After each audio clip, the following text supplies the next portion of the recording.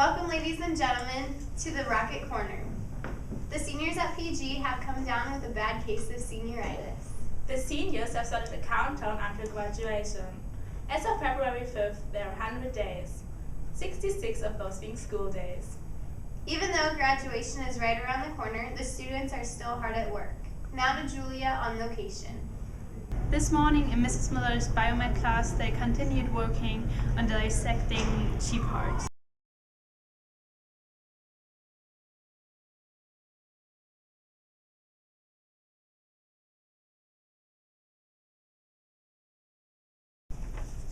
What is the importance and the purpose of dissecting sheep hearts?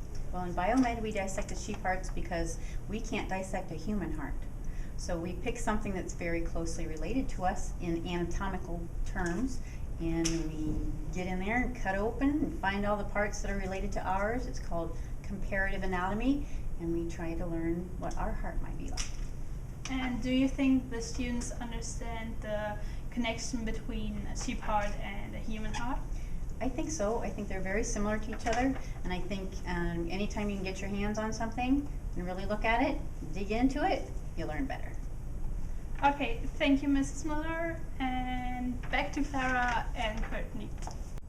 Thank you, Julia, for showing us an interactive lab.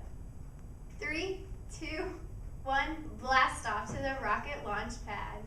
Hello, I am Jared Brees, and I'm here with the captains of the Pandora Gilboa Lady Rockets as they take on the Arlington Red Devils tonight. First off, Alexa, what kind of defense do you plan to help stop them? We're playing man. All right, Lindsay, what do you guys plan to do to stop the 1-2-2 press? We're gonna, instead of passing through the middle, because they clog the middle, we're gonna pass along the sidelines. All right, what is the key to get this upset tonight? Playing good defense and shutting down their posts. Thank you. Alexa Mann. 5'2" junior guard, turning 17 today.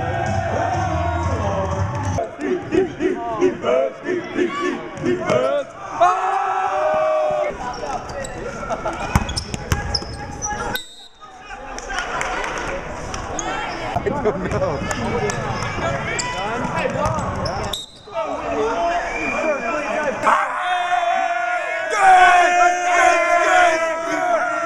Thank you for that awesome footage, Jared. On Saturday's game against Continental, the varsity girls grabbed a W with 65-45 victory. Paige Finstmaker nailed the threes and Alexa Mag attacked the basket, both leading the Lady Rockets in points. The Lady Rockets currently have a 500 season, 8 wins and 8 losses. Now to Julia at the PG Lounge pad. To start off winter homecoming, the new PG tradition, students and staff will face off in a basketball game in today's pep run. Teachers are ready to redeem themselves for a devastating loss against the senior class in volleyball during the fall homecoming.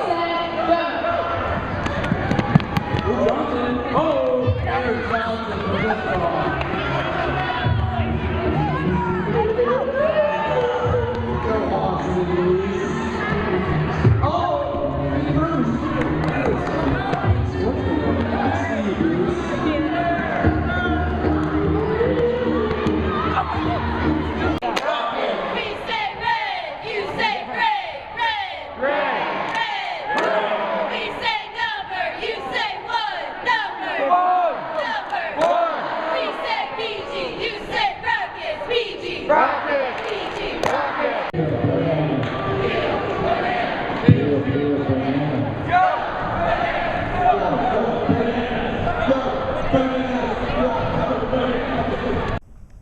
the boys' big win Friday against the North Baltimore Tigers, the Rockets led the Delphos Jefferson Wildcats. What do you need to pull off an upset? We just need to stop their best player, Trey Smith. He's really good. He's going to play college basketball, and I think that's our biggest thing that we need to do. What kind of defense does Delphos Jefferson? 1-3-1 and something too. So got a lot of passing ability. And how do you plan on stopping your best player?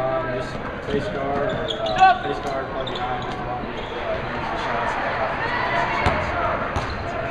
Well, thank you, and good luck at the game.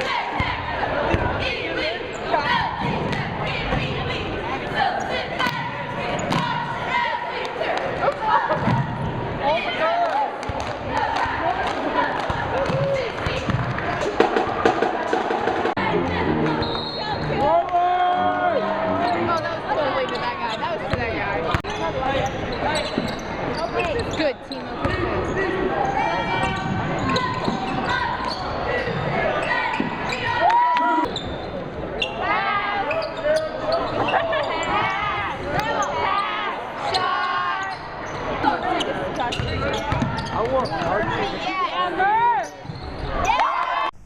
The varsity boys basketball was crushed by Delphos Jefferson, but don't worry, it didn't affect the dance moves. Now to Maddie on location with Cole Alexander, a student council member at the Winter Homecoming Dance. People are so excited about being here, but I know where's Well, Mr. Wise and the student council thought that it would be a splendid idea to have a dance at some point between homecoming and prom because there was such a lengthy gap. Will this be an ongoing tradition at MG? That depends on if future student councils would like to continue the tradition. Especially since I was born. Will you demonstrate your favorite dance move? Could I stand up? Yes. I call it the sprinkler.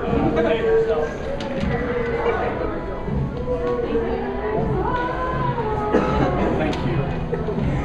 The PG students, thank you for organizing the student activity. Thank you for interviewing me.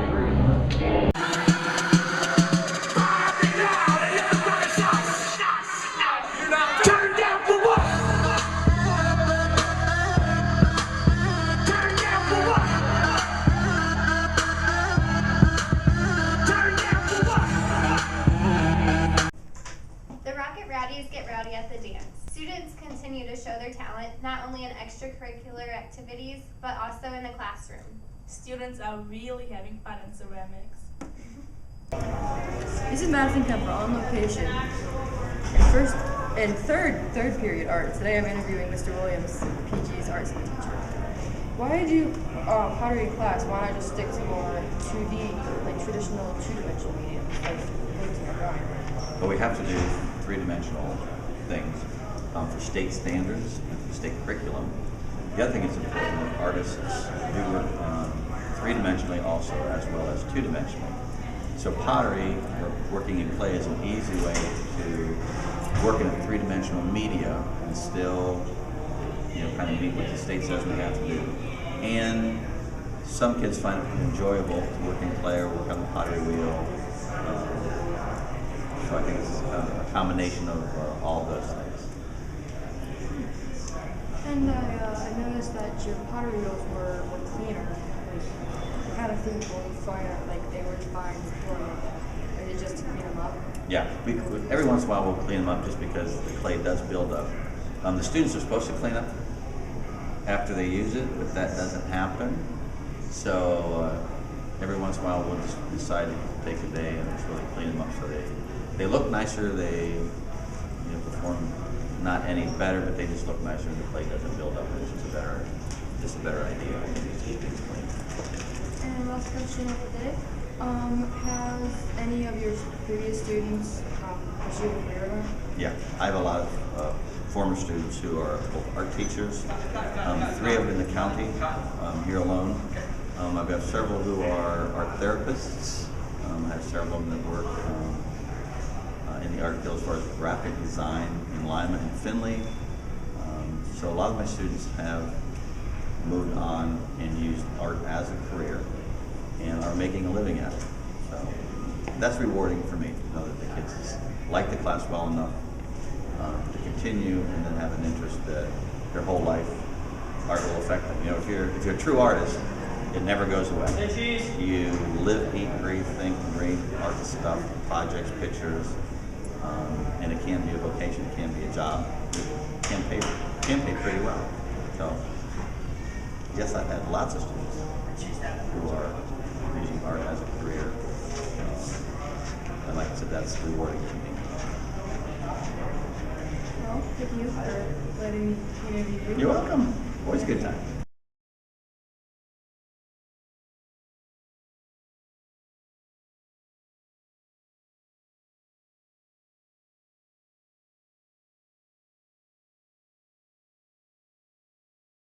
Students at PG not only make masterpieces, but they also teach each other. Today, in Mrs. Schrader's AP English class, they were presenting and teaching their classmates about an influential person during the Harlem Renaissance. Zane Traxler was presenting information about Paul Robeson. Let's take a look. At the age of 7, his mother died of a heart attack. It was very stressful on him and kind of burdened him and kept him down. But his father and the rest of his family moved to Somerville, where Paul was very well excelled academically. He was a very intelligent person. Kind of reminds me of myself. Education. At the age of 17, so most of us, he won a scholarship to Rutgers. At the time, Rutgers was pretty prestigious. So he was actually the third African American to get that, so that was also pretty cool too. So he graduated as a valedictorian, very smart kid, like I said. Attended Columbia University, then went on to law. Guys, law agree? Thank you, Katie. Now to the cooking corner with Calista and their special guest, Autumn. Today for our cooking segment we have Autumn Sprunger. Hi, thank you for having me. Of course, so what will we be baking today? Well, since Valentine's Day is just around the corner, we're going to be making Valentine's Day Nutella brownies. Sounds delicious. Let's get started.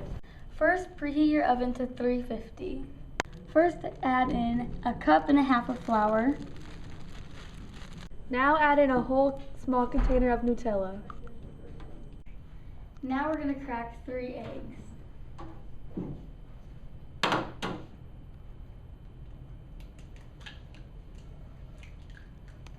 Okay.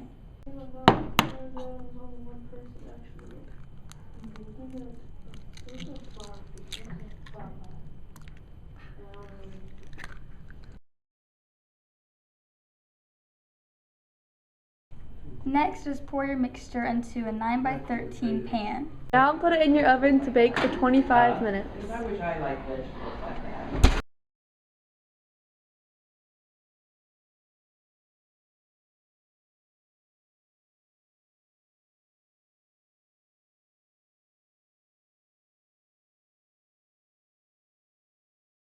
Those Nutella brownies look delicious. I can't wait to try one.